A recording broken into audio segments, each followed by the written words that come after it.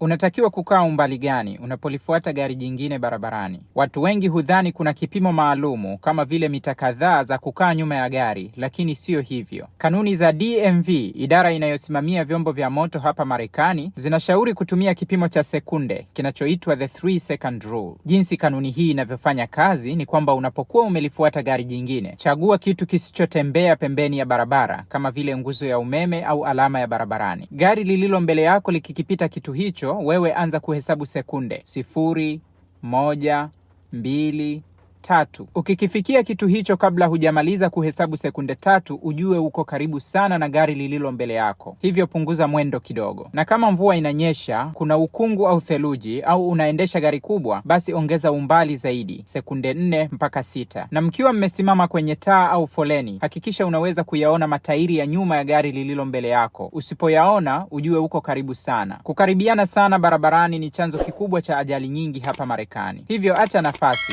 unaweza kuokoa maisha.